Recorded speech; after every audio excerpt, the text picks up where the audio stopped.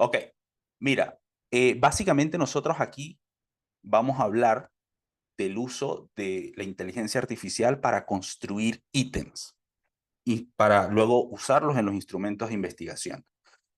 Eh, Nosotros tenemos que tener muy en cuenta que antes de usar la inteligencia artificial es necesario saber del campo en el que nosotros nos estamos desempeñando, saber cuál es el tipo de instrumento que vamos a usar, saber cuál es el papel de la inteligencia artificial en eso que nos va a ayudar, saber qué es la investigación instrumental, porque hay todo un nombre para eso.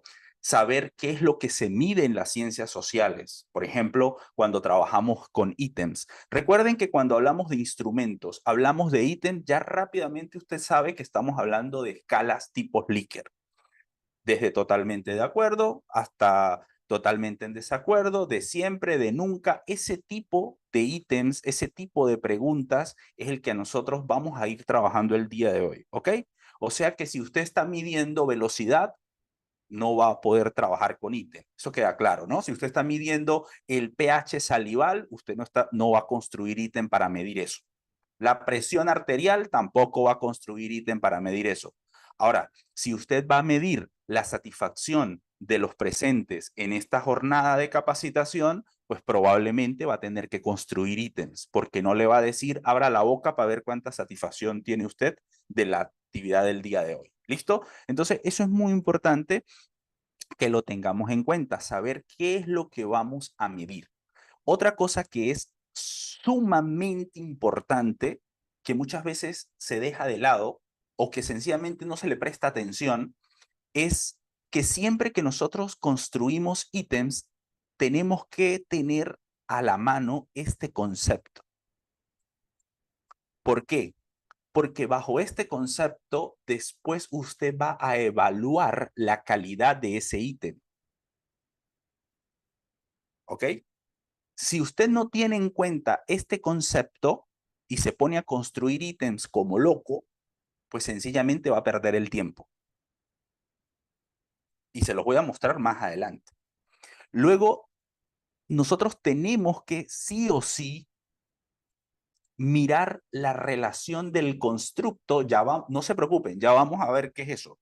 Y usted seguramente lo ha manejado muchas veces, solo que de repente le ha llamado variable. Pero se van a dar cuenta que esto es extremadamente sencillo porque usted, la mayoría de los que está aquí, supongo que es profesor o investiga o es tesista o es asesor, en definitiva, pero estoy seguro que están familiarizados con esta idea.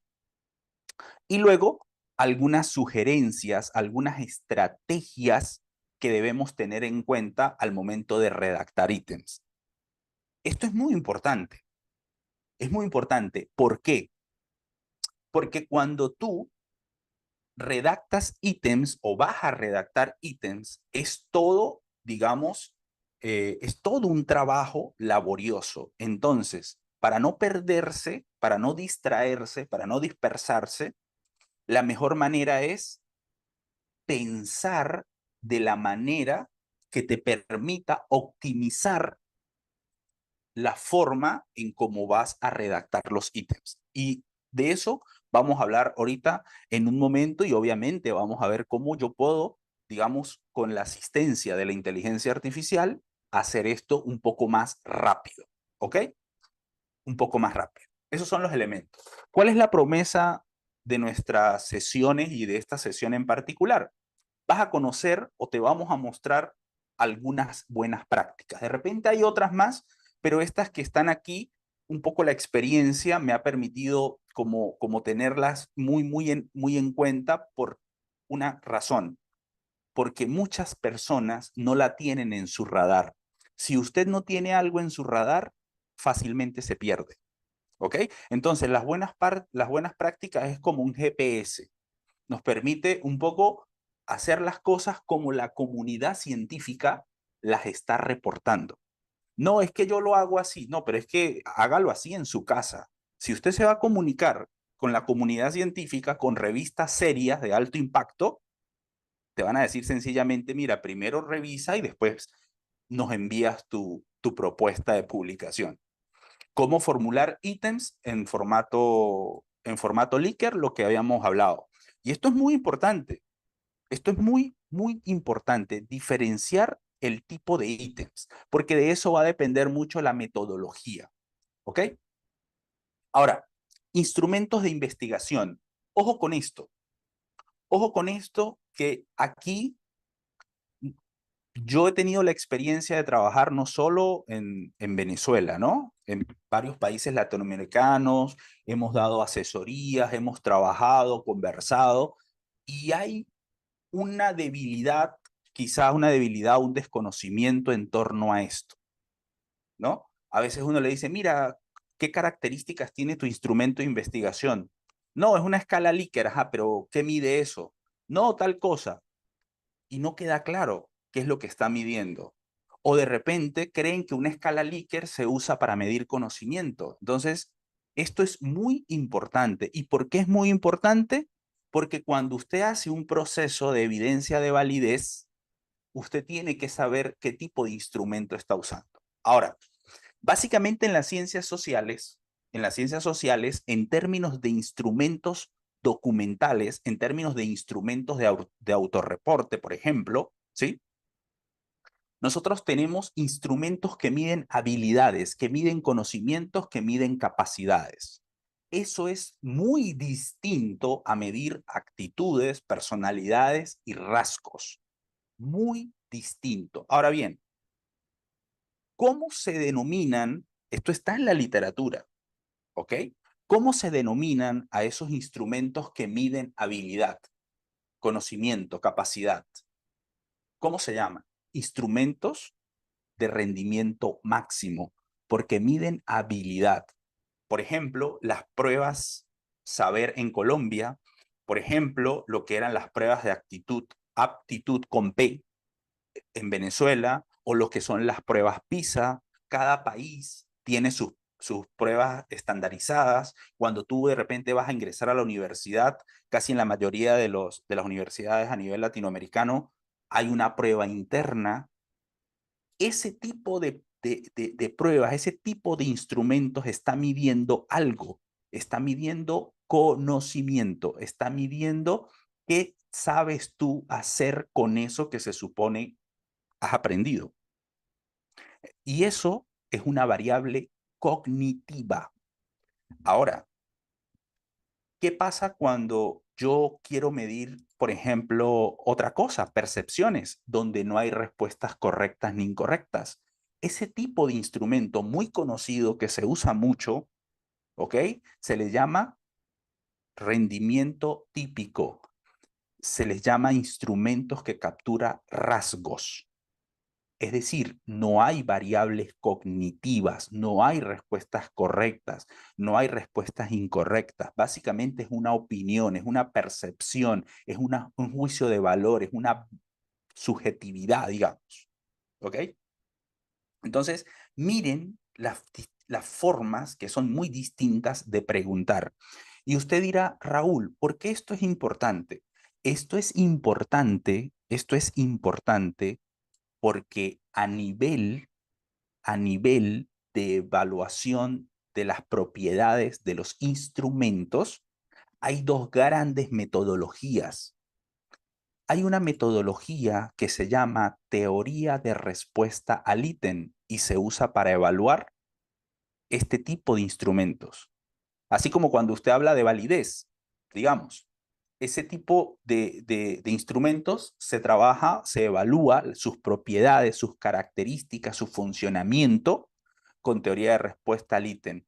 Y estos que están aquí, que es rendimiento típico, se suele trabajar con algo que se llama teoría clásica de los test.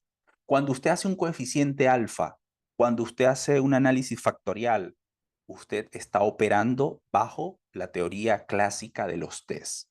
Yo no voy a detallar eso ahorita, eso lo vamos a detallar en otro espacio, pero téngalo muy presente.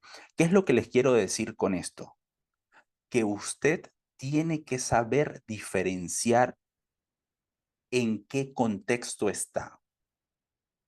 Si usted no lo hace, sencillamente está haciendo las cosas mal. Y esto esto es una reflexión que les doy para que también se aplique cuando se usa la inteligencia artificial. La inteligencia artificial no sabe lo que usted está pensando ni lo que usted quiere. Usted tiene que saber traducirlo. Tiene que ser lo más claro posible, lo menos ambiguo. ¿Bien?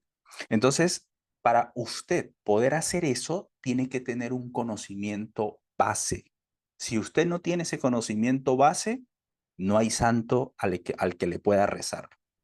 ¿Ok? No hay santo al que le pueda rezar. Dicha esta diferencia, nosotros de aquí en adelante vamos a volcar todo lo que vamos a hablar y nos vamos a enfocar en este tipo de instrumentos, ¿vale? Aquí podemos una sesión otro día. Vamos a volcarnos un poco aquí. O sea, vamos a construir ítems para este tipo de instrumento. Raúl, ¿y se puede construir ítem para este tipo de instrumento? Sí, pero es mucho más difícil. No, o sea, no es fácil.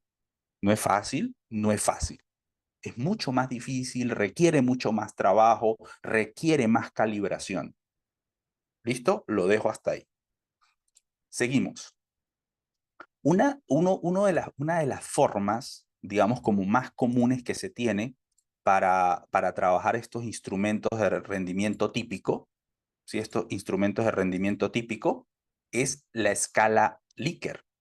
Probablemente muchos de ustedes han usado esto y no sé cuántos de ustedes han leído el artículo seminal o la publicación seminal de Likert, que es de 1932. Eso está disponible en Internet. Usted lo busca por Google y puede descargar el artículo. Sobre todo porque hay gente que usa instrumentos, que usa cosas, que usa teorías y nunca ha leído siquiera al autor original. Entonces lo que hace es leer a alguien que interpretó lo que interpretó otro que interpretó al que interpretó y siguen interpretando.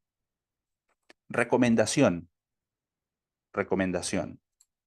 En el contexto de los instrumentos de investigación de este tipo, trate en la medida de lo posible de leer al autor original, la fuente primaria. ¿Ok? Recomendación número 1 de esta noche. Ahora bien, ¿qué hace, digamos, o qué es lo que se busca en este tipo de escala? En este tipo de escala, básicamente lo que se busca medir son actitudes con C, actitudes, creencias, opiniones. ¿Qué quiere decir esto? Que básicamente usted le coloca una aseveración, una afirmación a la persona, por ejemplo, la investigación científica no sirve para nada. Suponte que esa es una afirmación que se está haciendo. Bueno, cada uno de ustedes tendrá unos cuantificadores, unas opciones para marcar. Por ejemplo, desde totalmente de acuerdo hasta totalmente en desacuerdo. Cada quien tiene su opinión. Usted no puede decir que una es mejor que la otra. No necesariamente. No necesariamente. Es una opinión. ¿Ok?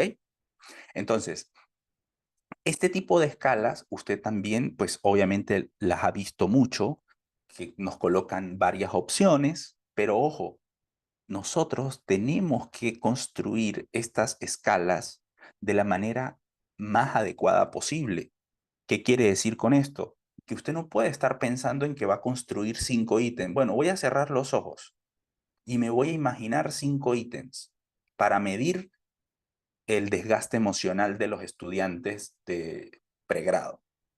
Cierro los ojos o voy a dormir para que Morfeo me dicte los ítems. O voy a ver una película para que ahí yo pueda saber cuáles son los ítems que voy a construir. Eso no es así.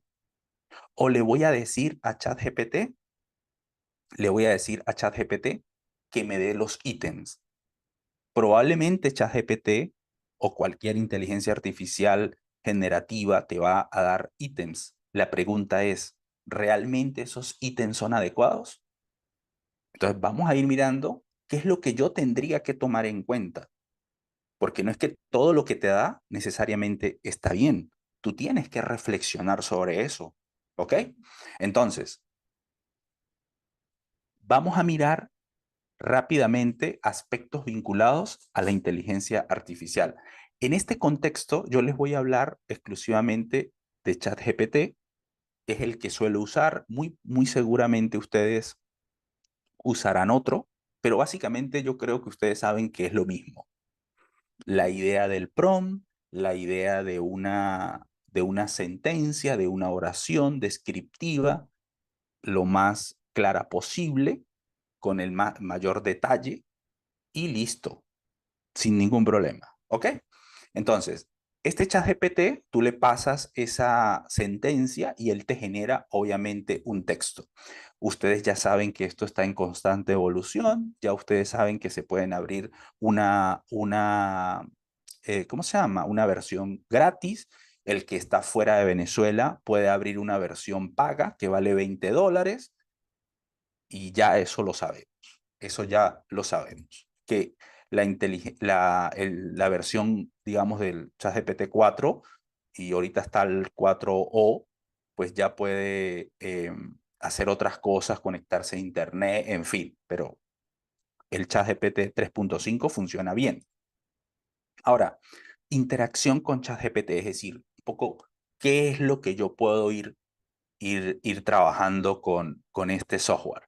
Con este software, no, bueno, con este asistente, ¿no? Con este asistente.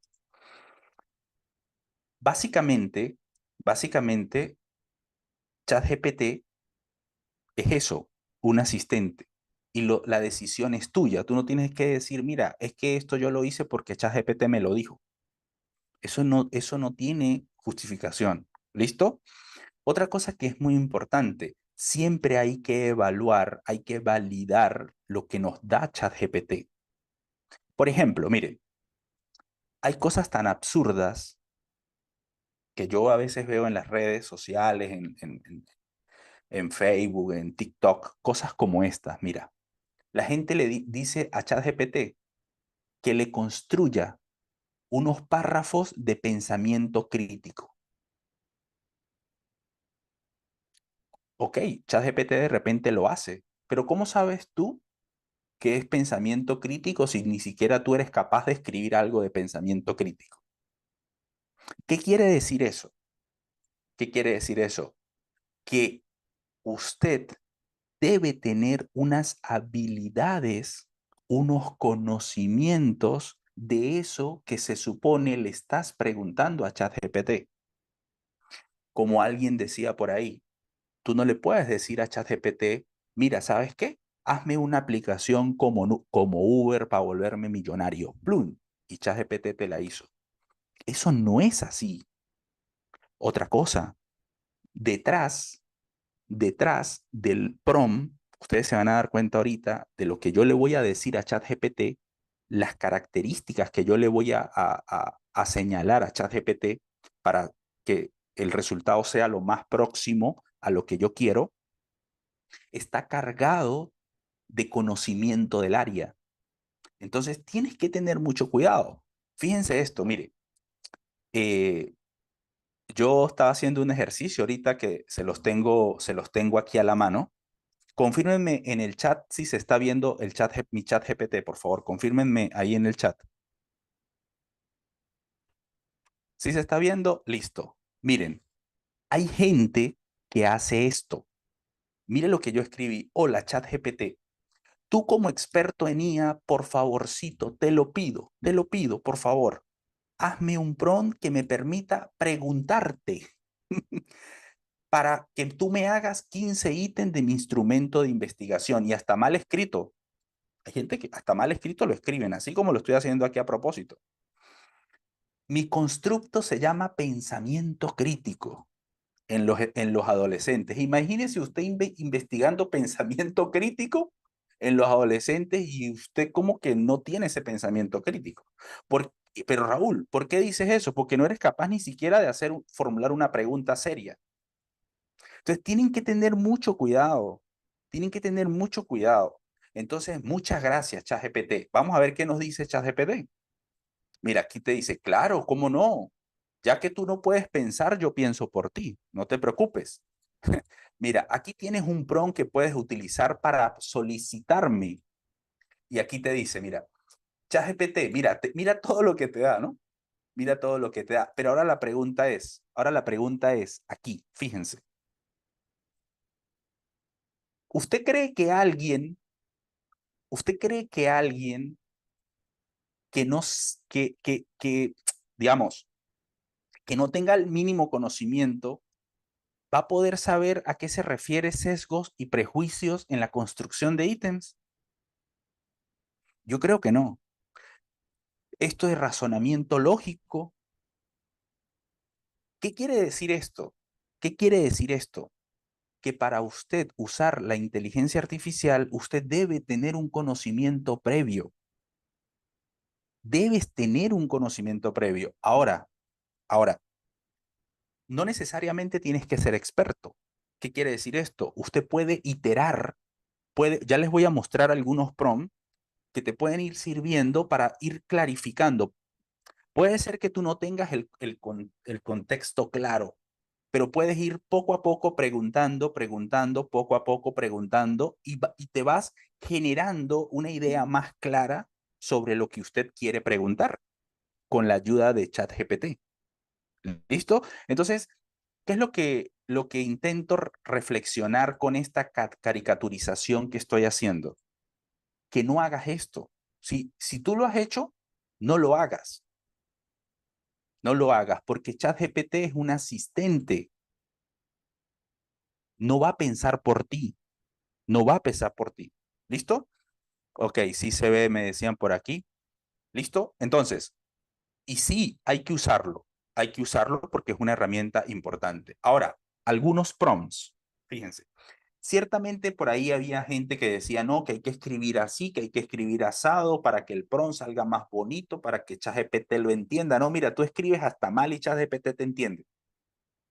Eso también son cosas por ahí medio extrañas. Ahora, lo que sí está claro es esto.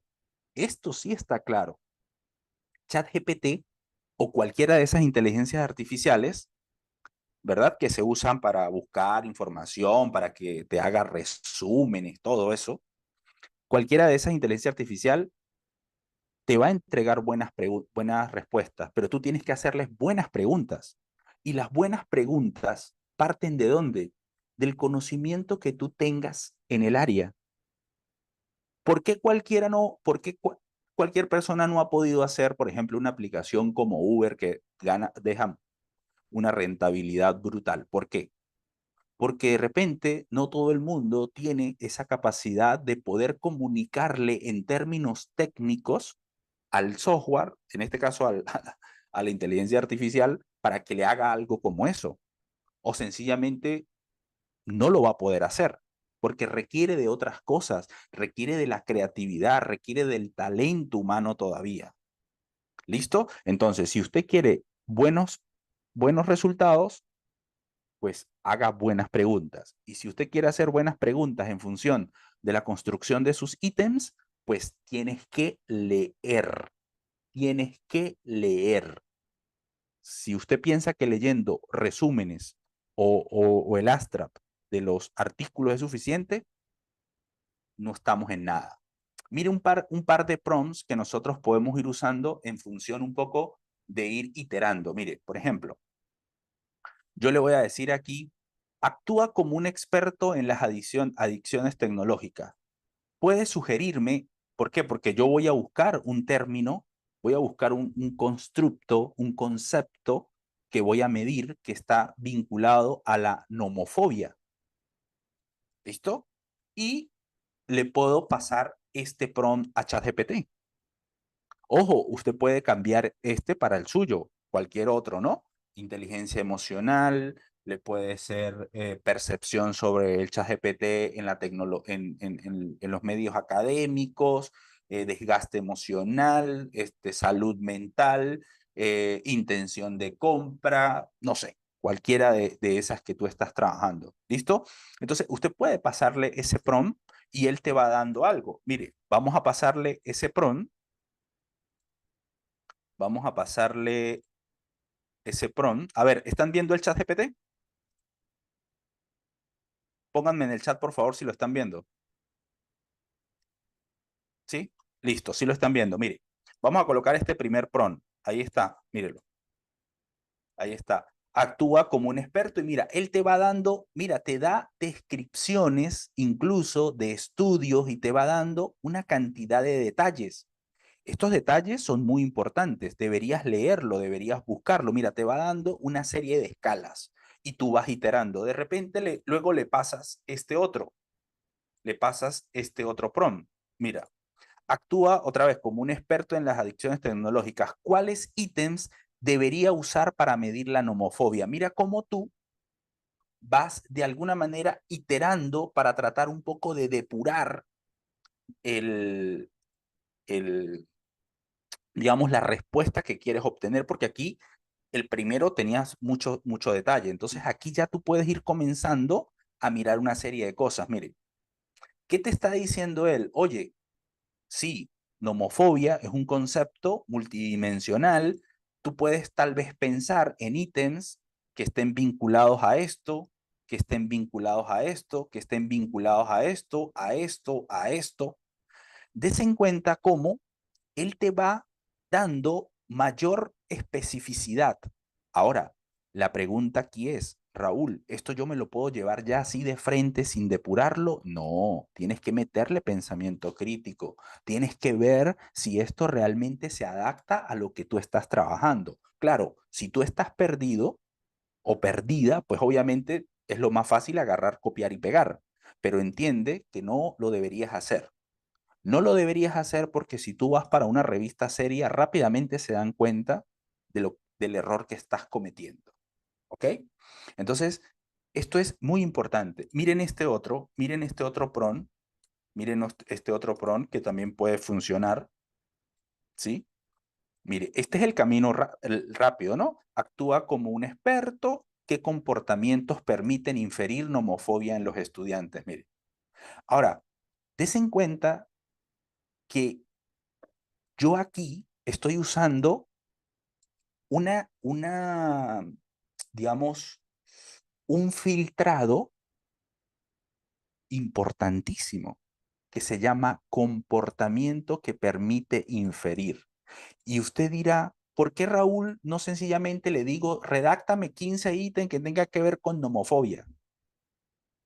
Porque cuando tú dices comportamientos, que te permita inferir, básicamente tú estás hablando de esas características que se supone son propias de los estudiantes con esta condición, digamos. ¿Se dan cuenta? Entonces, esto nos permite, esto nos va a permitir tener, vuelvo otra vez, acotar, especificar mejor nuestra búsqueda, nuestros resultados. Es como entubar, ¿no? Como una especie de embudo, como una especie de embudo. Luego, eh, aquí yo le puedo hacer esta otra pregunta, fíjense bien, yo le puedo, bueno, está este otro prompt, ¿no? Yo les puedo hacer aquí este otro prompt. Mire, según investigaciones científicas, enumérame los ítems más comunes para medir nomofobia, después preséntamelo en formato, listo. Mira, aquí te va dando una serie de ítems y te da la fuente, te da la fuente. ¿Esto para qué sirve? ¿Esto para qué sirve? Esto sirve para nosotros tener un banco. Ojo con esto no puede ser la respuesta definitiva, no puede ser la respuesta definitiva. Básicamente esto es como una lluvia de ideas. Básicamente esto es como un banco de cosas. Entonces, ya usted sabe, mira, por ejemplo, yo puedo ver la nomofobia con estas características. También hay unos ítems que son muy comunes. Hay unos instrumentos que ya se han construido para medir. Voy a explorar el instrumento. Por ejemplo, ¿qué haría yo? ¿Qué haría yo? Ustedes se dieron cuenta que al inicio, cuando preguntábamos sobre nomofobia, él te dio una serie de referencias. Yo me iría a ver si esto es verdad y a buscar el artículo. Además que son bastante cercanos, 2015, 2017, ¿sí? Por ahí hay uno de 2018, 2010, no son tan alejados. porque eso tampoco es un concepto tan viejo como la autonomía, como la, ¿cómo se llama? La autonomía, no, la autoestima, ¿no? Este es un concepto mucho más nuevo. Entonces, no vas a conseguir por allá de los años 50. Entonces, también tienes que tener mucho en cuenta el contexto del concepto que estás trabajando. ¿Listo? Mira, aquí hay otra. Suponte que usted quiere es un concepto. Usted puede hacer esto. Miren, aquí viene otro. Actúa como un experto, preséntame 3 conceptualizaciones en homofobia, luego realiza comparaciones, tal, tal, tal. ¿Para qué es esto? Vuelvo otra vez. ¿Para qué sirve esto? Esto sirve para tener un mapeo de una serie, digamos, de elementos que luego me permita a mí configurar o conceptualizar de una manera más abarcadora, más apropiada, el concepto que yo estoy o que voy a trabajar. El camino más rápido es que tú agarres un instrumento que ya está construido y sigas para adelante, pero a veces no siempre está el instrumento, ¿ok? A veces no siempre está el instrumento. Y bueno, tú puedes luego seguir, digamos, haciendo esto otro. Mire esto otro que tú puedes hacer. Tú le puedes decir, ChatGPT, tengo una conceptualización de nomofobia. ¿Qué quiere decir esto? Que ya no le estás dejando el espectro tan amplio, ya lo estás acotando mucho más. Miren, ChatGPT, mi conceptualización de nomofobia es esta. En función de ella, en función de ella, redacta unos ítems. ¿Qué quiere decir? Que ChatGPT va a tomar como referencia esa conceptualización y a partir de esa conceptualización es que va a construir los ítems. Ya te queda a ti pues empezar a leer para ver qué sentido va haciendo esto. ¿Listo? Para ver qué sentido va haciendo esto. Y de esa manera, ¿ok? Tú puedes, digamos, hacer esto. Otra cosa, miren, otra cosa. Aquí hay un prompt un poco más largo, ¿ok? Dice lo siguiente. Mira, aquí hay una conceptualización y de esa conceptualización están estos ítems. Están estos ítems. ¿Listo? Están estos ítems. Por favor, cámbiame esos ítems orientándolos a niños entre 13 y 15 años. ¿Esto para qué puede servir? A veces usted se encuentra, por ejemplo, un instrumento que mide, vamos a suponer, el instrumento que tiene que ver con el modelo TAM, por ejemplo, que tiene que ver con intención de compra. Pero tú no quieres evaluar la intención de compra hacia la mediana empresa, sino que tú quieres es la intención de uso de algo, de la tecnología. Tú le puedes pedir a ChatGPT que te dé un vuelco a esos ítems y te lo oriente tal vez a ese campo que tú estás buscando. Y es algo lo que estamos haciendo aquí. Yo le estoy diciendo, mira, tengo una serie de ítems que partieron de esta conceptualización, por favor, cámbiamelo ahora el contenido, pero para que sea comprensible en niños de 15 años, de 13 a 15 años, porque la redacción está diseñada para adultos. Entonces él te dice, claro, mira, aquí están modificados para que lo entienda, bueno, un niño de esa edad. Claro, tú tienes que leer esto, ¿no? Tienes que leer para ver si esto hace sentido, todo lo demás, pero observen que hay un trabajo de asistencia brutal, bastante rápido, pero la decisión final, volvemos otra vez, la decisión final es tuya. No la puedes dejar, digamos, en manos de ChatGPT. La decisión final es tuya. ¿Ok? No se preocupen que estas diapositivas las vamos a compartir, ¿ok? Para que ustedes vean ahí los chats. Ahora, esto es muy importante porque si bien es cierto, usted ni se ha enterado qué elementos realmente deben estar detrás de la construcción de ítems. Por ejemplo, usted no sabe si realmente este ítem es o no apropiado. Usted todavía no lo sabe. No, ¿cómo que no? Yo lo leo y me doy cuenta. No necesariamente. ¿Por qué no necesariamente? Porque hay unas características que usted tiene que tener en mente para poder hacerlo.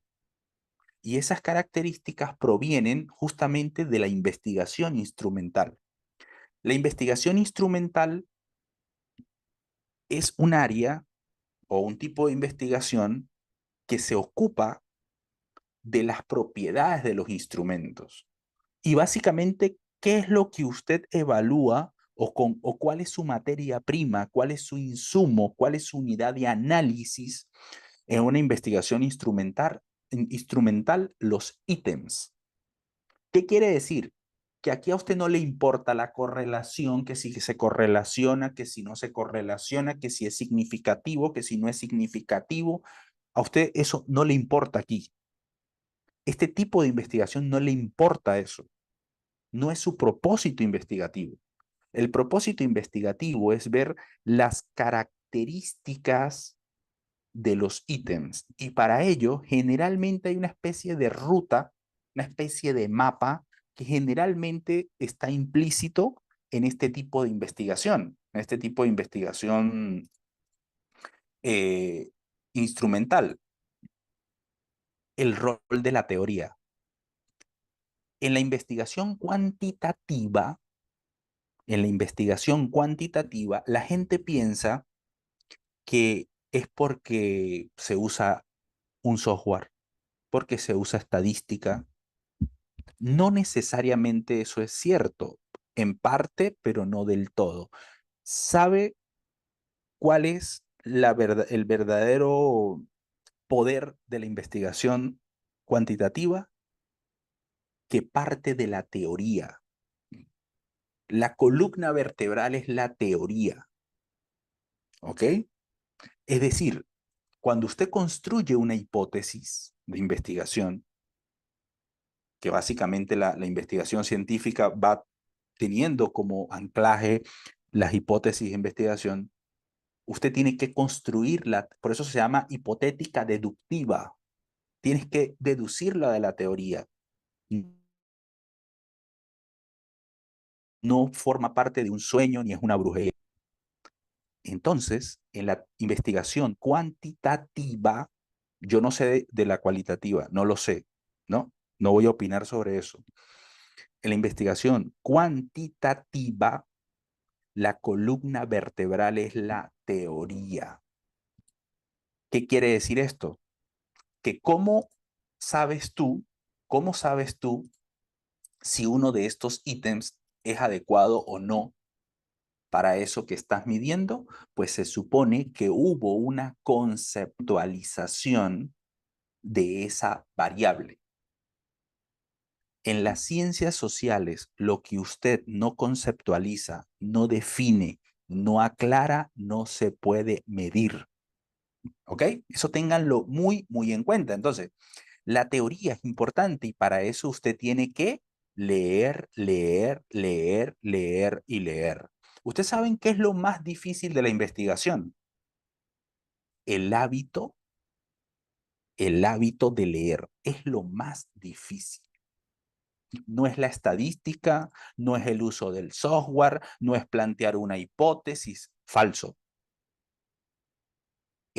Lo más difícil es crear el hábito, porque muchos, y lamentablemente eso está creciendo más con estos tipos de inteligencia artificial, la pereza mental, hemos institucionalizado la pereza mental. No queremos pensar, queremos que nos hagan todo, ¿ok? Entonces, la teoría, la teoría es clave aquí. Si usted quiere tener buenos instrumentos, use la inteligencia artificial como un auxiliar, como un copiloto. No lo use como un fin en sí mismo. Ahora, luego que usted lee, usted tiene que redactar, tiene que tal vez adaptar ítems. Lo que yo le decía hace un momento, ChatGPT te puede dar un banco de ítems, pero tú puedes ir adaptando, puedes ir vas leyendo, vas cambiando, o también usas instrumentos de otros autores, como les dije hace un momento. De repente ChatGPT te muestra una serie de instrumentos, usted lee los instrumentos y trata de hacer algunos ajustes. Cuando usted lee artículos, usted se da cuenta que los autores colocan, este instrumento fue de tal persona o es de tal persona, pero se le hicieron algunos ajustes.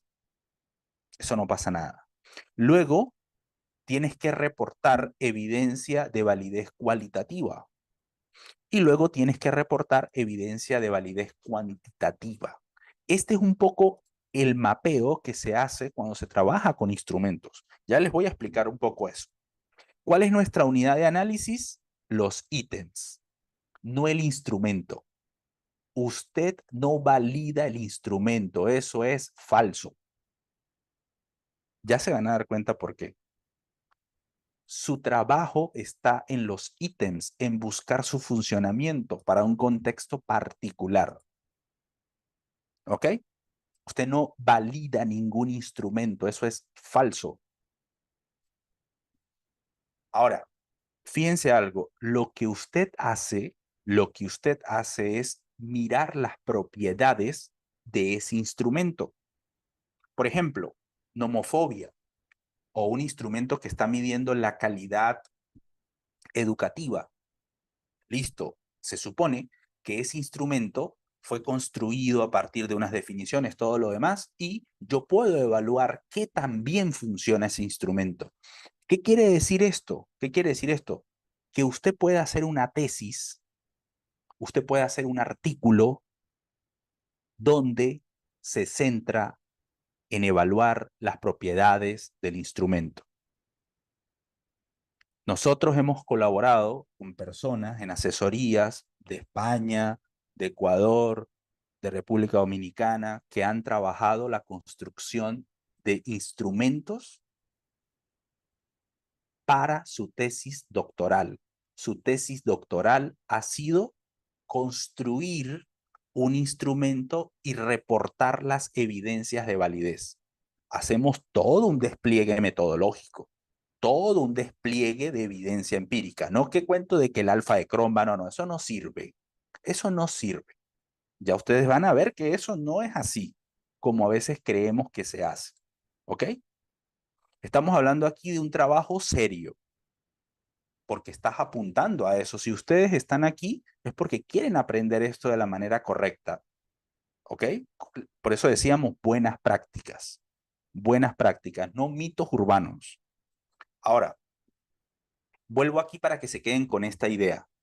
Aprender a construir, a validar instrumentos de investigación puede ser toda una tesis, puede ser todo un artículo, y ya les voy a mostrar que no es mentira lo que yo estoy diciendo. Eso está en revistas Q1. Ya les voy a mostrar. ¿Qué es importante aquí para que se lo lleven? Esto es una perla. Esto es una perla. El 95% del trabajo que implica construir ítems y reportar este tipo de evidencias, el 95% es conocimiento en tu área. Si tú eres psicólogo y estás trabajando la soledad en adolescentes, yo no sería capaz de hacer una prueba o un instrumento de esos. ¿Por qué? Porque yo no tengo las competencias, la formación para eso. Lo que yo sí pudiera hacer es el 5%, ayudarte a analizar esos datos. Pero yo no sería capaz porque no tengo las competencias, digamos, sustanciales. Entonces, queridos colegas, si usted domina su área, no la estadística, no la metodología, no. Si usted domina los componentes teóricos, los componentes sustanciales, digamos, de tu área, usted puede construir un instrumento, puede evaluar sus propiedades psicométricas, puede crear una tesis, puede ayudar a sus estudiantes, si usted es asesor, si usted es tutor, lo que sea, puede ayudarlos a trabajar con eso. De hecho,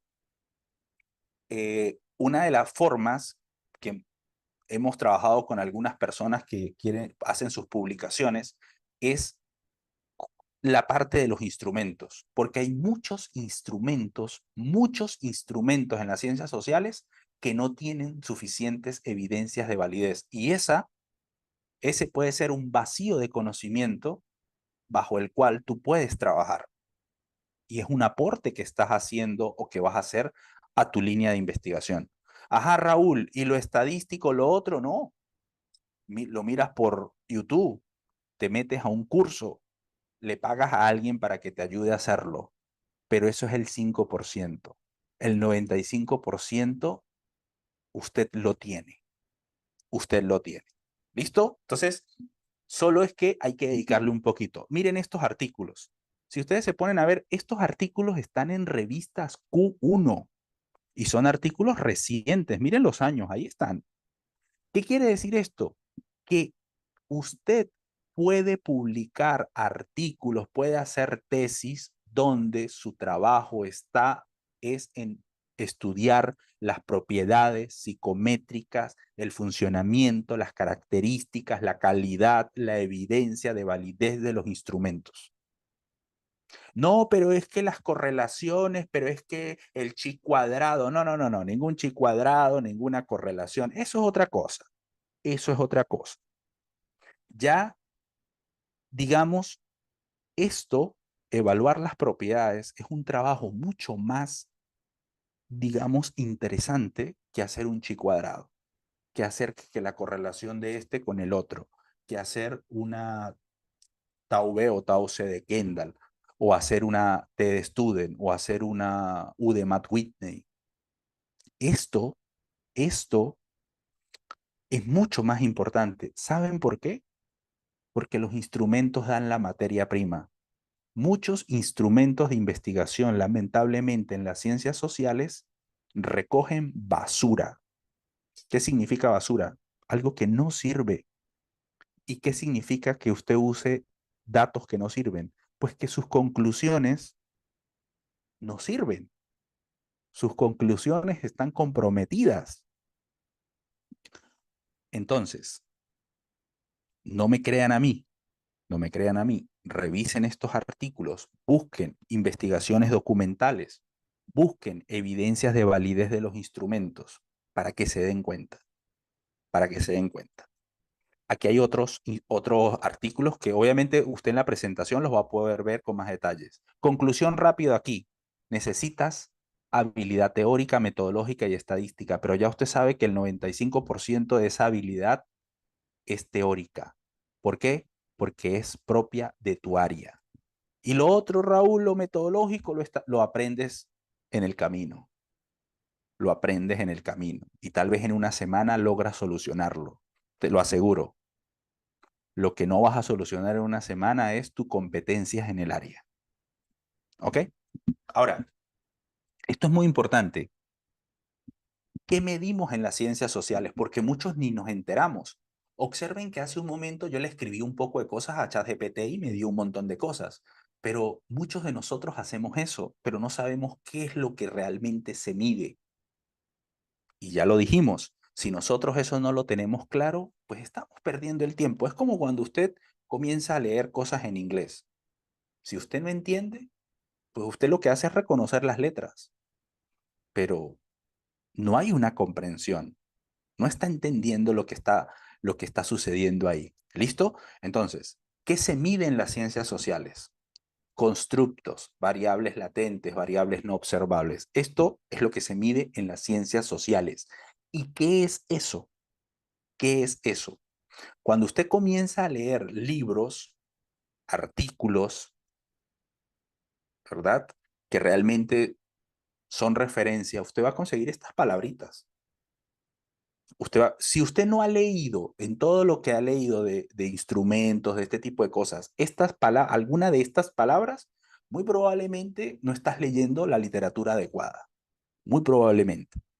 Ahora, todas estas tres cosas son lo mismo. Constructo, variable latente, variable no observada. ¿Qué es un constructo? Un constructo básicamente es lo que habíamos dicho hace un momento, algo que no podemos mirar o medir directamente. Por ejemplo, ¿cómo sabe usted cuál es el compromiso académico de su hijo o de su hija? ¿Cómo sabe? Abra la boca a ver cuánto compromiso tiene. No. Generalmente, ¿qué haces tú? Observas, miras cómo actúa, qué comportamientos, qué conductas tiene. A veces, obviamente, si usted quiere ir a ver al vecino de su casa, allá al vecino, pues probablemente no vas a poder. Entonces le pasas un instrumento y de repente a los amiguitos de tu hijo, no puedes ir a mirarlo allá a ver qué es lo que están haciendo. De repente le pasas un instrumento y le pones a una serie de aseveraciones y ellos responden en función de ir buscando el capturar el compromiso académico. Y eso es un constructo. No, igual, digamos, el compromiso de tu pareja, el compromiso de la pareja. ¿Cómo sabe usted si su pareja se compromete o no está comprometido? A partir de sus acciones, de su comportamiento. Pero usted puede observar a su pareja, a las otras tal vez no. Entonces a las otras lo que usted hace es pasarle una encuesta. Pero está tratando de medir algo que no se puede medir directamente. Por eso se le llama constructo. Y por eso es que es muy importante la conceptualización para poder saber a qué nos estamos refiriendo. Por ejemplo, si yo le digo a las personas que están presentes, para usted, ¿qué es la felicidad? Muy probablemente tenemos muchísimas concepciones. O sea que cada concepción pudiera ser un instrumento distinto, pudiera ser un instrumento distinto. Y ahorita ustedes se van a dar cuenta de la importancia de la conceptualización. Ustedes vieron hace rato que en ChatGPT yo le dije, a partir de esta conceptualización, constrúyeme los ítems. Y eso es algo clave, porque bajo ese marco, la conceptualización es una especie de contenedor, es una especie de, digamos, parámetro. Yo no me voy a salir de ahí porque salirme de ahí implica medir otra cosa. ¿Listo? Tenemos que tener esa definición operativa. Y también ustedes saben que hay constructos unidimensionales, multidimensionales, varias variables, ¿no? O sea que lo puedes ir midiendo desde varios ángulos. ¿Dónde puedo yo revisar todas estas cosas? En la literatura, ya lo dijimos, hay que leer, leer, leer, leer, leer. Es la única forma en la que yo puedo construir o por lo menos tener un insumo teórico sustancial para poder construir ítems. Vuelvo otra vez, a punta de ChatGPT no lo hagas. ChatGPT es un auxiliar, te va a dar una serie de herramientas, pero tú vas a tener que depurar eso. Y la única forma de tú poder depurar eso es que hayas consumido bastante información, literatura del área donde tú te estás desempeñando y del constructo que tú estás tratando de medir. De lo contrario, ya usted sabe qué es lo que va a recolectar. ¿Listo? Además de esto, yo les decía hace un momento, cuando uno construye ítems, debes tener algo en mente, así como un jugador, ¿no? Cuando un jugador de alto rendimiento entrena, él no entrena ay, por alegría, él entrena con una meta porque tiene un foco y sabe que hay unas características que lo van a evaluar. Entonces, esto es algo más o menos similar que usted puede aplicar. Por ejemplo, yo voy a construir un instrumento, tú dices, ¿no? Yo voy a construir un instrumento, pero ese instrumento obviamente yo no lo voy a construir para mí, yo lo voy a construir para poder publicarlo, para que sea evaluado. Ahora la pregunta es, ¿cómo me lo van a evaluar? Yo tengo que saber bajo qué parámetros me van a evaluar mi instrumento, porque si no, cualquier cosa me pongo a hacer. Entonces, en ese sentido, nosotros tenemos que tener en cuenta qué significa, cuál es la precisión del concepto de validez. A ver, nosotros tenemos la mala costumbre de creer que la validez es un coeficiente. Tenemos la mala costumbre de pensar que la validez es validar el instrumento. Y eso no es cierto. Que los libros de metodología me lo dicen. Yo no leo libros de metodología. ¿Pero por qué no lees libros de metodología? Porque sencillamente Los libros de metodología te hacen ver las cosas como si todo fuera igual. No es lo mismo investigar en psicología que investigar en marketing. No es lo mismo investigar en ciencias de la salud que investigar en ciencias de la educación. No es lo mismo investigar en ingeniería que investigar en física. No es lo mismo. Por ejemplo, en este contexto de los instrumentos, de construcción de instrumentos, yo no le recomiendo ningún libro de investigación, ninguno. No San Marcos, San Lucas, San Pedro, ninguno. ¿Pero por qué, Raúl? Porque esos libros no te enseñan a hacer esto. ¿Y cómo sabe usted? Pues vaya y lea los artículos a ver dónde están esos libros citados. Ninguno de esos famosos libros aparece. ¿Sabe por qué? Porque esos libros no sirven para esto. ¿Qué libro sirve para esto entonces? Ya les he colocado varios, que son libros altamente referenciados y son libros que se enfocan en enseñarte esto. ¿Listo? Esto es un texto brutal. Excelente. Por aquí hay varios textos también que les he mostrado. Mira, aquí están los de Klein. Aquí hay artículos. No, pero yo lo quiero en español. Mira, y hay uno en español. Ya hay varios que les he pasado en español. Usted cuando ya tenga las diapositivas, usted busca los artículos y los lee. Entonces, ojo, no lea libros de metodología para estos temas. No los lea. ¿Ok? Ahora, ¿qué significa esto? ¿Qué significa esto, Raúl, que estás diciendo aquí que más allá de un coeficiente que eso no está bien? No me crean a mí. Aquí están los estándares. Los estándares y estos estándares no están ni siquiera referenciados en esos libros de metodología cuando hablan de validez de instrumentos. Ni siquiera están referenciados. Y esto es, fíjense, aquí está APA. Como dicen, ¿no? El mundo fuera mejor sin las normas APA. APA hasta en la sopa. Entonces, mira, aquí está APA metida junto con otras organizaciones. Y esto no es de ayer. Esto viene del siglo pasado, obviamente. Han tenido actualizaciones. Esta es la última versión. Y está la versión en español del 2018. Lo que quiere decir con esto, lo que quiere decir con esto es que yo al ver que esto no está referenciado allá ni siquiera, para mí pierde credibilidad. Es un ejemplo, es como cuando usted, no sé si les ha pasado, alguien está hablando, por ejemplo, del agotamiento laboral, por ejemplo, ¿no? Está hablando en su tesis y por ningún lado referencian, por ejemplo, a Maslow. Tú no investigaste eso entonces. ¿Se lo ven? O sea, si tú estás hablando de propiedades de los instrumentos, de construcción, de todo eso, y no me citas la FIFA al fútbol, ¿no? La FIFA da el reglamento al fútbol. Estos señores dan el reglamento a la construcción de instrumentos. ¿Se dan cuenta la analogía? Entonces, si tú no me estás citando a la fuente, digamos, como que da las directrices, o sea, no me estás diciendo nada. Ahora, ¿qué es importante aquí?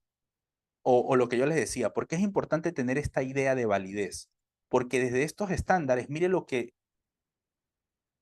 nos van a... Ah, no puse esa, no puse esa diapositiva, no sé por qué. Desde esos estándares, desde estos estándares, ah, no, mira, aquí está. Yo pensé que no había puesto la referencia. Mira, del concepto de validez, el concepto de validez. Dice, el concepto de validez cuando usted los lee en los libros de metodología, ¿qué dice? Que el instrumento mida lo que tiene que medir. Mire lo que significa en estos términos el concepto de validez. Es el grado en que la evidencia y la teoría de las interpretaciones o inferencias que se hacen de las puntuaciones para un propósito propuesto. ¿Qué te está diciendo aquí? Te está diciendo aquí que tú tienes que mirar las características de los ítems. Y para ello hay varios tipos de evidencia. En el contenido, evidencias basadas en los procesos de respuesta, estructura interna, evidencia basada en relación con otras variables y consecuencia. Claro, tú esto no lo haces todo de un solo golpe.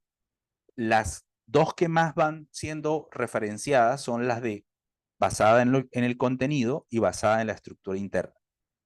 ¿Qué significa eso de basada en el contenido? ¿Qué significa?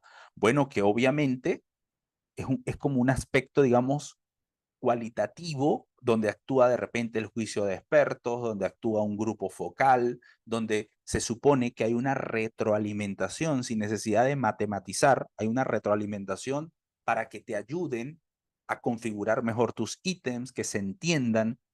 Ya eso ahorita también lo van a ver en unos ejemplos de dos artículos muy buenos que les voy a mostrar. ¿Ok? Entonces, esta evidencia basada en el contenido no es únicamente el juicio de expertos. Hay muchas cosas orbitando alrededor. Por eso les decía que eso del juicio de experto y dame 5 y colócame del uno al tal y la B de ay que ni matematicé y entonces eso dio punto 7 y como es punto 7, como lo dijo San Lucas, entonces el instrumento es válido. Eso no es así. Eso es caricaturizar el proceso de construcción de un instrumento y un instrumento en una investigación es una cosa seria. ¿Ok? Es una cosa muy seria. Por tanto, usted tiene que tomarlo con seriedad. Ahí están los estándares. Usted estoy seguro que los va a buscar. Aquí también está este artículo muy potente, muy bueno, que te va a ayudar a tener una mejor visión y para que no me creas a mí. Y vas a entender mejor que el juicio de experto suma, ayuda, contribuye, pero no es el fin último. No es el fin último. ¿Ok? Y también hay una parte de la estructura interna. ¿Qué quiere decir esto? Mucha gente dice, no, yo voy a construir los 5, 10, 20, 30 ítems, entonces agarré a 30 y le metí el coeficiente alfa y entonces me dio punto 8. Oh, gracias, Señor, Dios mío. Listo, mi instrumento es confiable. Error. Eso es un procedimiento equivocado. No, es que los libros de metodología, ya usted sabe que los libros de metodología. No, pero ¿cómo vas a decir eso si está el bestseller? Eso no tiene nada que ver. Eso no tiene nada que ver. Lean estos artículos. Mire, este es un artículo que está fresco, 2023, de una revista de alto impacto, Psicotema. Y mire lo que dice. La resistencia de un clásico, el coeficiente alfa. Lean ese artículo y después me comentan para que ustedes se den cuenta. Entonces, ¿por qué es importante antes de hacer ese coeficiente alfa, antes de hacer todo eso? ¿Por qué es importante estudiar ya a nivel cuantitativo la estructura de un instrumento? Porque nosotros, para poder estimar la confiabilidad, necesitamos saber cuál es la dimensionalidad del instrumento. No, pero es que el instrumento tiene 4 dimensiones, eso usted no lo sabe. No, pero es que así yo lo construí, sí, pero eso es su creencia. Vamos a ver si empíricamente funciona así o no. ¿Está bien? Así es como opera esto. No, porque es que, bueno, yo creo a lo mejor, tal vez mi corazón me lo dice. No, ningún corazón. No, pero con 30 datos, tampoco, eso no existe, eso es falso. No, pero es que el libro, vaya a una revista de alto impacto y haga eso a ver si se lo van a publicar. Vaya, haga un doctorado obviamente, en una universidad, ¿verdad? Que sea exigente a ver si eso se lo van a pasar. Eso no es así. No me crean a mí, léanlo, léanlo. Por eso les coloco las referencias. Esto no son mitos. ¿Listo? El coeficiente alfa, el coeficiente alfa, yo les voy a hacer el siguiente ejemplo. Les voy a hacer la siguiente pregunta. Rápido. Díganme, díganme un supuesto que se debe cumplir para poder usar el coeficiente alfa. ¿Cuál es el supuesto básico? Alguien que lo escriba en el chat. ¿Cuál es el supuesto básico que debe cumplir su instrumento para poder usar el coeficiente alfa?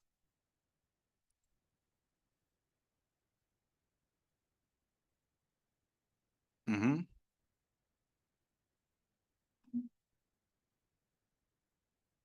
No, están poniendo un corazón ahí. Corazón no. No manden corazones. Díganme No sé, dice Maribel. Tal vez Maribel ha usado el coeficiente alfa y lo ha reportado, o cualquiera otro de ustedes. Entonces, ¿se dan cuenta lo que yo les decía hace un momento? Muchas veces, sí, Simeón, al final te damos el pase, listo, ya casi vamos terminando. Entonces, ojo con esto.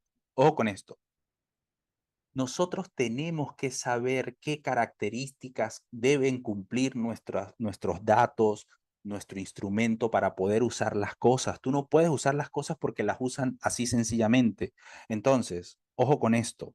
Vuelvo otra vez. No me crea a mí. Lee esto. Lo que yo les dije.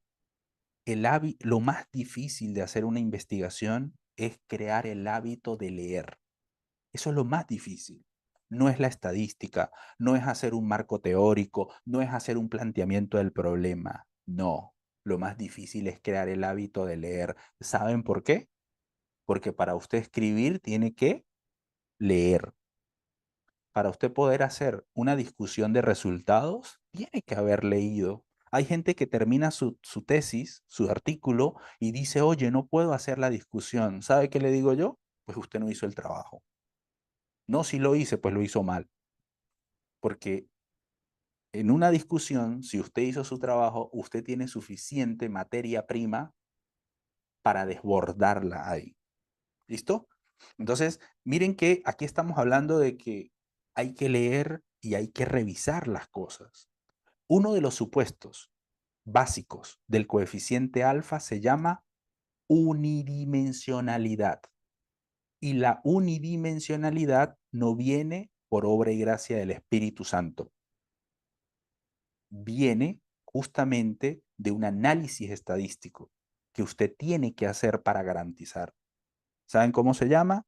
Análisis factorial exploratorio, análisis factorial confirmatorio. De eso vamos a hablar en otras sesiones. ¿Ok? Entonces, des en cuenta que construir un instrumento no es una caricatura, no es un dibujo libre, no es tirarle al ChatGPT 3 líneas para que me dé todos los ítems y luego yo ir a preguntarle a 200 y entonces decir que todos fueron felices y vivieron por siempre. Eso no es así. Por eso es que muchos de los instrumentos carecen de evidencia de validez. ¿Por qué? Porque no tienen la rigurosidad. Si tú has hecho instrumentos y lo has hecho de la manera en que te lo estoy describiendo, lo has hecho de manera inadecuada. Pero aquí te estamos dando valor, te estamos mostrando referencias. Usted puede ir, ojo con esto, aquí hay muchas cosas que yo no estoy logrando digamos, decir porque hay otras cosas. Se ve un canal de YouTube que estoy presentando, díganme. Coloquen en el chat si sí o no. Rapidito en el chat, por favor. Sí se está viendo. Mire, aquí en este canal que nosotros tenemos, aquí tenemos videos donde aprende a validar instrumentos. Tenemos una cantidad de videos. Tenemos una, voy a compartirle aquí en el chat. Suscríbanse y denle like a todo eso y compártanlo para que vean cómo se hace esto. Ahí nosotros lo explicamos, damos referencias, damos ejemplos. ¿Qué es lo que quiere decir con esto? ¿Qué es lo que quiere decir con esto? Que tenemos que nutrirnos de información valiosa, por ejemplo, en el campo de instrumentos y de todo, ¿no? De todo. Entonces, ojo con esto. Ojo con esto. La evidencia de validez requiere de pasos, implica hacer varias cosas. Sí, el coeficiente alfa es una de ellas, pero yo no puedo usar el coeficiente alfa alegremente. Tengo que probar algunas cosas y dentro de esas cosas es algo que ya dijimos que se llama unidimensionalidad y para eso hay la parte estadística. No, Raúl, pero yo no sé nada de estadística, no importa, hay videos explicativos donde lo muestran. Entonces, no nos entrampemos con esto. Ahora, relación entre el constructo y los ítems, que esto es muy importante, porque mire que estábamos hablando del contenido, que realmente estemos midiendo ese concepto. Mire, aquí hay un ejemplo bonito, esto es de una tesis doctoral, que acompañé para España. Y en esta tesis doctoral, esta persona, ahorita en épocas de pandemia, cuando se usaban lo de Moodle y todo eso para las clases, esta persona trabajó la evaluación formadora en ambientes virtuales de aprendizaje. Y ella construyó un instrumento, desagregó sus dimensiones, sus conceptualizaciones, sus indicadores, porque era una tesis doctoral. Entonces, observen esto, mire, arriba la variable que estaba en el Olimpo, abstracta, la variable teórica, que es la evaluación formadora, pero ¿cómo es eso? ¿Cómo se come eso? ¿Cómo se traduce eso para un cristiano, para un mortal? ¿Cómo llevas eso abajo, a la tierra? Está arriba en el Olimpo. ¿Cómo lo llevas a la tierra para que un mortal lo entienda? Bueno, eso es un proceso de desagregación. Y lo que dijimos hace un momento, ir acotando, ir definiendo, ir conceptualizando, porque esa es la única manera que tú vas a poder hacer mediciones lo menos sesgadas posible. No quiere decir que no van a haber sesgo, que no va a haber error en medición, sí lo va a haber, pero a medida que tú vas canalizando más, pues obviamente vas a tener un menor margen de dispersión, por decirlo de alguna manera. ¿Listo? Y esto es muy, muy, muy importante. ¿Ok? Muy, muy importante. Ejemplo uno, miren, este es un artículo, además que está en una revista Q1, miren, es una revista Q1 y es de inteligencia artificial, estamos hablando de inteligencia artificial, es 2024 es este artículo, 2024. No sé por qué, este es 2000, sí, yo sé que este es 2024, pero no sé por qué no aparece por aquí la fecha. Bueno, pero es 2024, o sea que usted lo puede buscar en internet, está disponible. ¿Y por qué les muestro yo esto? Porque estamos hablando de construcción de ítems.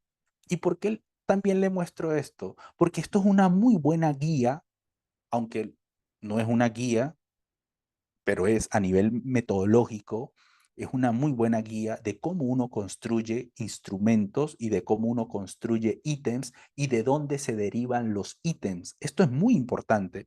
Por ejemplo, están hablando del desarrollo y validación preliminar de ítems para medir la inteligencia artificial en no expertos. Y aquí te dice, mira, aquí hay una conceptualización. Aquí hay una conceptualización.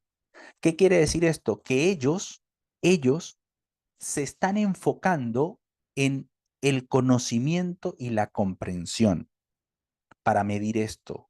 O sea que otras cosas no están midiendo, solo están midiendo esas dos cosas. Ahora, si usted se pone a ver, mira lo que dicen. La mayoría no es que no existan escalas que midan esto, sino que la mayoría se enfoca en el componente afectivo. Nosotros hemos detectado una brecha en la cual vemos que la comprensión y el conocimiento sobre la IA no se evalúa cuando se investiga sobre este tipo de cosas. Por tanto, ahí queremos hacer nosotros nuestro aporte. Ahí queremos hacer nuestro aporte. Entonces, miren cómo este artículo te va mostrando las razones y te va indicando de manera detallada cómo ellos están conceptualizando. Y bueno, luego te van diciendo otras cositas. Y aquí esto es muy importante. Miren, ellos construyeron o partieron de su construcción de ítem desde varias fuentes que de alguna manera son asociadas o están referenciadas a ese mundo. Entonces, ¿qué quiere decir? Que los ítems no se construyen de la nada, lo que yo les estaba diciendo. O sea, no es que usted cierra los ojos y comienza a pedirle a los santos para que lo iluminen. No, eso no funciona así. Eso no funciona así. Tú tienes que revisar, tienes que dedicarle tiempo. Entonces, este es un muy buen artículo y aquí te muestran cuál fue el proceso que llevaron a cabo para depurar la calidad de los ítems. ¿Listo? Ese es un muy buen ejemplo, muy buen ejemplo. Descarguen el artículo, léanlo. Muy, muy interesante. Muy bueno. Este es otro artículo que me parece también muy bueno y se los estoy colocando aquí por una razón. Porque hace algo distinto al artículo anterior y es que en este caso, mire, está usando un grupo focal para construir los ítems.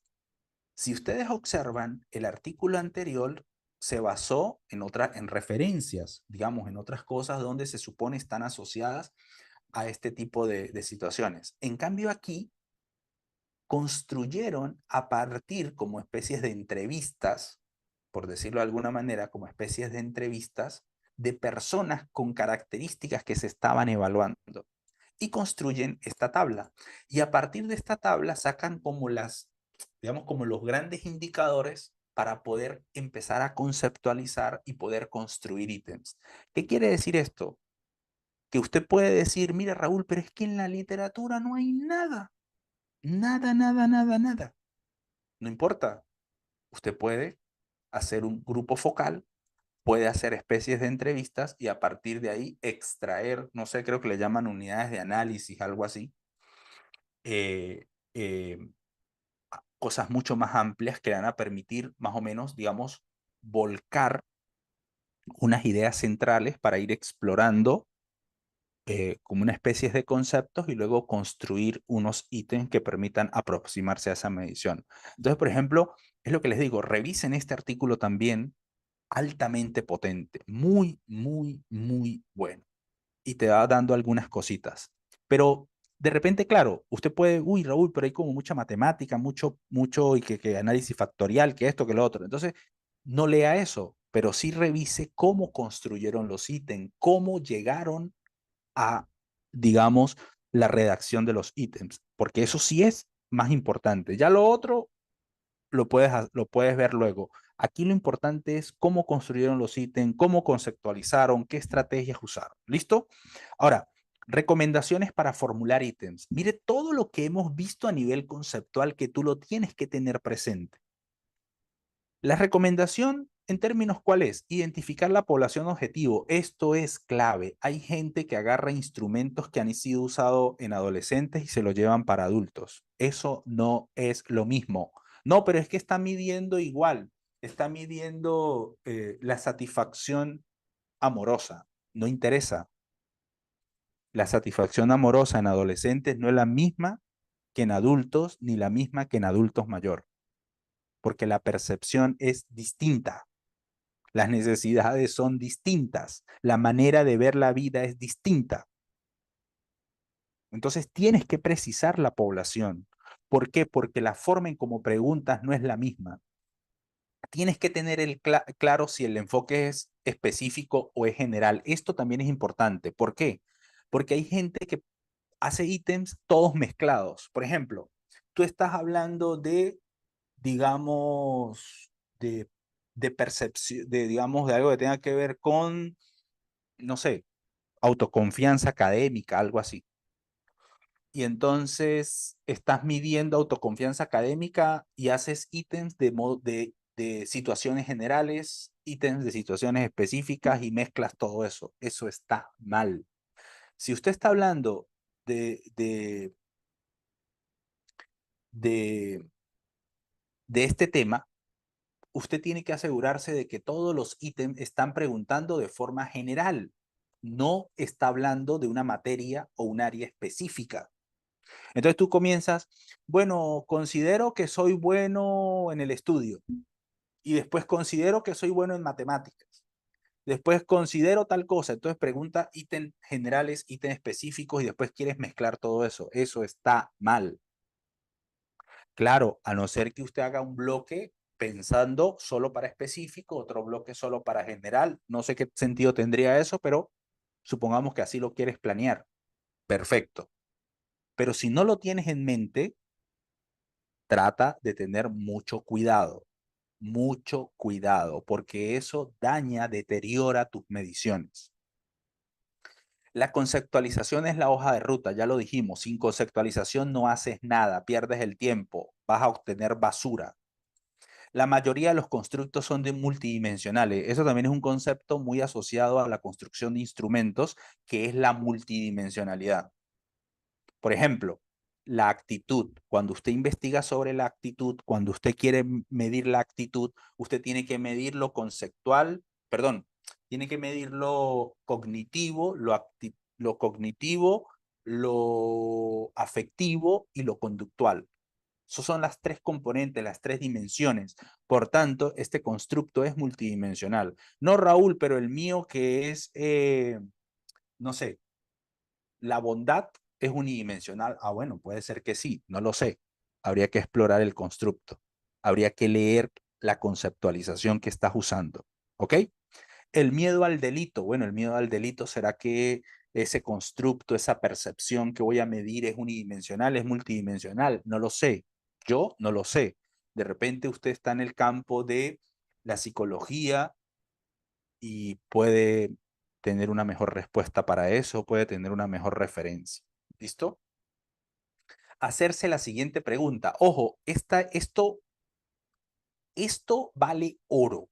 Esto que les estamos dando aquí gratis. Esto vale oro. Esto no lo consigues en ningún libro. Esto yo no sé si está, pero yo no lo he visto, ni en inglés ni en español. Esto es algo que de lo que yo me he dado cuenta y es la estrategia que uso cuando necesito en las asesorías ayudar a alguien, ¿no? Esta es la pregunta que yo suelo trabajar, tener como referencia. ¿Qué comportamientos permite inferir el constructo evaluado? Voy a medir tal cosa. Ajá. Yo me hago esta pregunta. Si, ahí cierro los ojitos y comienzo a partir del conocimiento que tengo en esa área a identificar posibles comportamientos. Esto es una pregunta brutal y te sirve bastante. Puedes tomar ítem prestado, esto ya lo dijimos, se pueden formular, reformular, todo eso. Las proposiciones tienen que estar claras, no tienen que tener doble sentido, no pueden ser tendenciosas, no pueden ser ambiguas. Aquí también está este texto que les puede servir, varias categorías. Las opciones de respuestas deben ser coherentes con la redacción. ¿Qué quiere decir esto? Hay gente que hace preguntas como si fuera en frecuencia y la opción de respuesta es de acuerdo en desacuerdo. Los profesores, por decir algo, ¿no? Digamos, la profesora aclara dudas. Suponte, ¿no? Que es una pregunta, una aseveración. Entonces te colocan totalmente de acuerdo en desacuerdo. No, eso no tiene que ver con ningún acuerdo, ningún desacuerdo. Ese ítem no está formulado en términos de acuerdo. Ese ítem está formulado en términos de frecuencia. Entonces no puedes usar cuantificadores de acuerdo. A eso se refiere esto. Y eso es un error que yo veo muchísimo. Usar preguntas control. Esto es muy importante. Hay gente que dice, uy, Raúl, pero los datos, si usted no quiere recolectar también basura por otro lado y quieres recolectar buenos datos, puedes hacer preguntas control. ¿Cómo es esto? Suponte que tú tienes un instrumento de 30 ítems y en el ítem 18 colocas, para este ítem no marques ninguna opción. Todo aquel instrumento, toda aquella persona que haya marcado algo ahí, usted lo descarta del análisis. ¿Por qué? Porque no está leyendo, no está prestando atención a lo que tú le estás preguntando. Por tanto, lo más probable es que todo sea algo que se llama varianza irrelevante. Vas a tener una respuesta, vas a tener una variabilidad, pero irrelevante. ¿Listo? Eso para que lo tengan ahí en cuenta. Otra cosa, estos son también detalles como técnicos, ¿no? Mire, esto es, este que está aquí es algo que muy probablemente, pues, si ustedes hacen una, nosotros teníamos un presidente en Venezuela, bueno, los venezolanos recordarán a Carlos Andrés Pérez, ¿no? Carlos Andrés Pérez dijo una vez, voy a hacer una introspección retrospectiva.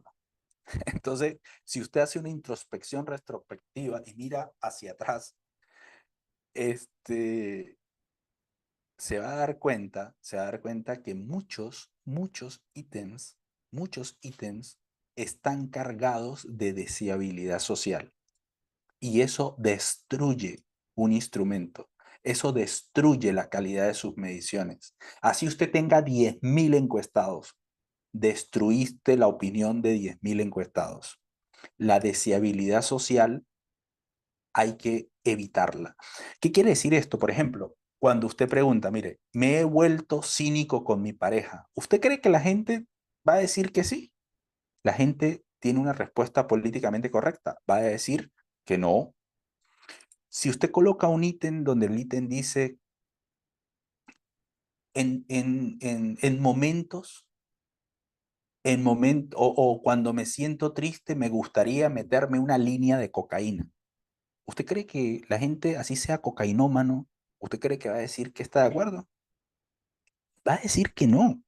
El que le gusta la marihuana, ¿usted cree que va a decir que sí, que le gusta la marihuana? Va a decir que no, aun cuando sea un consumidor consumado. ¿Listo? Entonces, igual, un docente, cuando usted le dice las tecnologías son adecuadas para el aprendizaje, ¿qué va a decir el docente? Que sí, y más si lo están evaluando. Las tecnologías hay que incorporarlas como recursos didácticos, que no sé qué, pa. ¿Qué dice? Sí, pero eso, él dice que sí, no necesariamente significa que él lo use. Lo que significa es que hay una deseabilidad social. Y eso hay que buscar la manera de redactar el ítem para lograrlo. Y justamente era lo que yo les decía hace un momento. Una vez que tú aprendes cosas, vas a poder construir un mejor prompt, vas a poder preguntarle mejor cosas a ChatGPT.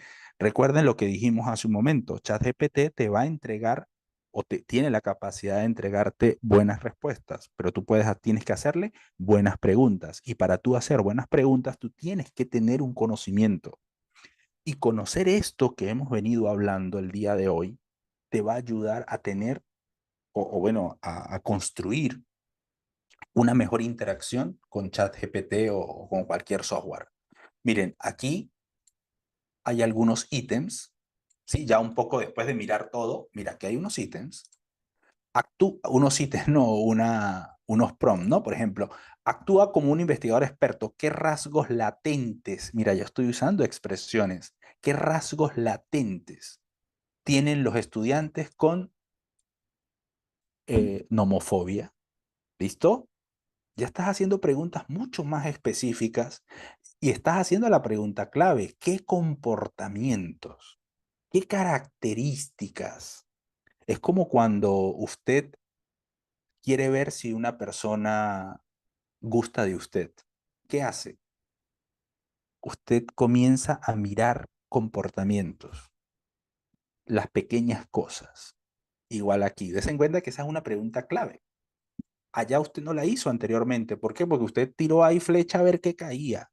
Aquí usted va depurando porque ya tiene una especie de conocimiento.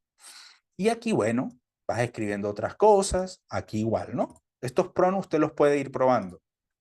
Ahora, miren esto. Miren esta pequeña modificación. Tenemos esta conceptualización de nomofobia, porque ya usted construyó una conceptualización. Usted primero tiene que construir la conceptualización y después construir los ítems, ¿no? Y no al revés. Hay gente que hace el trabajo al revés y que construye los ítems primero y después es la conceptualización. Obviamente que usted no construye primero el techo y después va a ver cómo construye las paredes. Eso es, eso es. Ya usted sabe lo que es, ¿no? Entonces, usted primero construye la conceptualización porque la conceptualización es el contenedor, es el que le va a permitir el foco. Entonces, luego tú dices, redacta 5 ítems que refleje las acciones específicas de esta conceptualización, sin sugerir una respuesta socialmente deseable o sesgada. Mire que estamos ingresando palabras, aspectos claves que nos va a ayudar a tener un ítem mucho mejor elaborado. ¿Ustedes sabían esto de socialmente deseable? Probablemente algunos sí, o probablemente algunos no. Pero entonces mire cómo vas acondicionando mejor el ítem para tener una mejor claridad. Mira aquí, Redacta 5 ítems de manera neutral y situacional que reflejen acciones específicas de esto. Recuerde que aquí usted puede ir iterando, ¿no?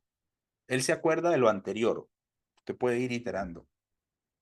Luego aquí, redacta ítems de nomofobia en los que no se evidencie una respuesta correcta desde el punto de vista socialmente deseable y para tener una mejor imagen o más honesta de los estudiantes. ¿Se dan cuenta? O sea, como que no me preguntes directamente, mira, ¿tú consumes marihuana? No me hagas esa pregunta porque obviamente la respuesta es, eso se llama un ítem tendencioso. La respuesta ya está. Eso se llama aquiescencia. Ya la respuesta está. Mejor constrúyeme una oración que tal vez me permita, ¿verdad? Decir algo sin tener que decirlo directamente. Bien. Redacta 5 ítems de manera que, que sean menos directos y que se pueda reflejar las prácticas reales del uso del celular. Des en cuenta cómo vamos variando estas cosas.